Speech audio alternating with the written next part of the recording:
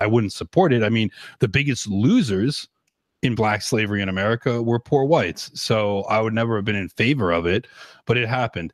But it's like, you know, I'm sorry, like those arguments are good when you're saying like we don't owe you anything, you're way better off, but I don't feel like I want them saying thank you. Like I would rather that they simply, you know, we worked out a way to untangle this problematic relationship that our two peoples have been having, you know, in a way that it would be like, you know, we could do it and, you know, with as little problems as possible. I don't know what that would be, but certainly Marcus Garvey and guys like that had the right idea. So yeah. Yeah, sorry. Go ahead. Also, it would mean that if they were to give gratitude or whatever, it would also mean that they didn't get Gibbs anymore. They wouldn't have an excuse to ask for Gibbs and have this hunter-gatherer mentality they have of taking from welfare and such. But one thing I noticed with this is if we're going to go back and do revisionist history with Black culture and say that Africa would have been this great utopia if whites had never come there, yeah, that's okay. That kind of revisionism is okay. But whenever we want to do revisionism on other periods of history, completely black it out. We can't so much as even go there. But this is not only okay, it's pushed. And if we're really going to go with this idea that it was some kind of utopia, I would just point to South Africa and say, okay, they've been liberated from apartheid for X amount of years. How come they haven't had any kind of flourishing of their society since? In fact, it's gotten 10 times worse. I had Simon Roche on my channel a matter of months ago when he was saying that people there were actually throwing chairs around in the council rooms, the blacks were, because they actually had a better quality of life prior to Nelson Mandela than they do now. So yeah, there's that point to make. I just wanted to say as well, we've had a super chat on this from a guy called MM. He says, I think the alt-right should support the Kangz movement with everything we have. Africans need to return to their ancient homelands of Egypt and Israel and take them back from the evil colonists. Egyptians weren't black.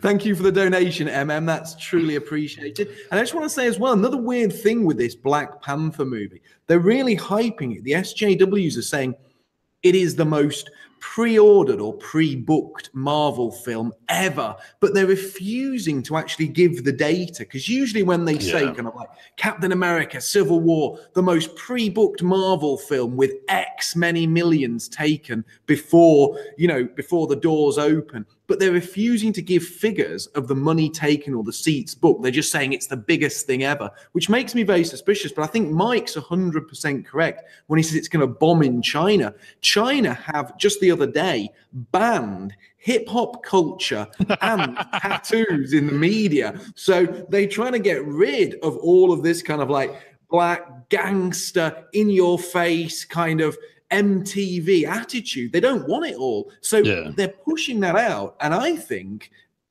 this film will completely bomb. I think a black lead character about a technologically advanced, you know, super state in Africa is going to go down like a lead balloon in China, because they typically like traditional kind of white male heroes. It's like films like The Mummy bombed in the US, did really, really well in China. The same with World of Warcraft. It didn't do particularly well in the US, but it was a mega hit in China, to the point where they're saying they might even make a sequel now, just because the Chinese market is so strong for sort of a white themed elf and orc fantasy film, but in China. And the Chinese government like that because it's a traditional film about heroes, about being strong, about being gallant, and that's what they want in their people. Like I said the other day on the Wednesday show, they actually, I'm not sure whether they banned or whether they just publicly disagreed with showings of the film called Dunkirk, because they said it glorified the idea of retreat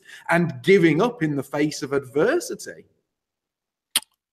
Yeah, I mean they're not wrong there. But yeah, I mean I think that there's another thing that I think I should point out is that the white left, as the Chinese call them, the Baizuo, which is a disparaging term that Chinese have come up with because they don't understand white leftists, right? They're like, what is going on? Why would anybody ever be like this?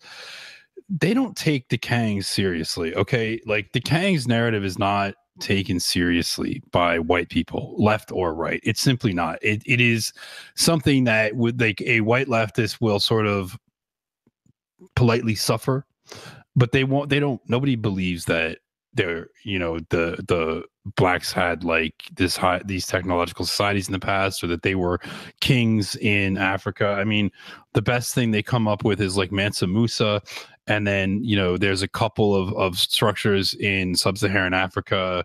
There's like Grand Zimbabwe, which is like, it's like a wall with some rooms inside of it. They're claiming was this masterful palace. And then there's that mosque that was actually I forget where it is. I think it's in Mozambique. It was like rebuilt by the French in 1917 as a replica. And they say, look at this grand African sculpture. And it's like, that was built by the French colonial government as like that, like to boost the self-esteem of these people. So it's like, but it's like, white leftists don't take this seriously. They kind of like skirt around the issue and don't talk about it. And even academics, like if you go to like an Egyptology class or an ancient history class, and you're like, yeah, you know, the Egyptians was Kangz, the professor would be like, no, we actually have a good idea of the genetic stock of who the pharaonic Egyptian people were, and they're closely related to the Coptic people in Egypt now. They're not they were not black. Sorry. You know, so it really is like this self-esteem boosting thing for blacks themselves. And I understand why they do it, because what do they have? They don't have much. So they have to lie to themselves. And on some level, I don't even really have this desire to take that away from them. Like, it is funny to us, but it's like, if that's something that they would need in order to get some kind of self-esteem for themselves and maybe accomplish something for themselves, I don't know if it's going to work or not, but I kind of agree with the idea that, yeah, we should promote them believing this. Yes, believe it. You were kings in Africa. Go back and reclaim your kingdom. Yeah, I heard someone the other day saying that, you know, every oppressed people throughout history, all they've wanted is independence from those who are oppressing them. So, you know, but that's not what we see with Africans. They just want to get into our countries. You know, if we're so oppressive, then why are you so desperate to come and be oppressed? You know, go do your own thing in your own country.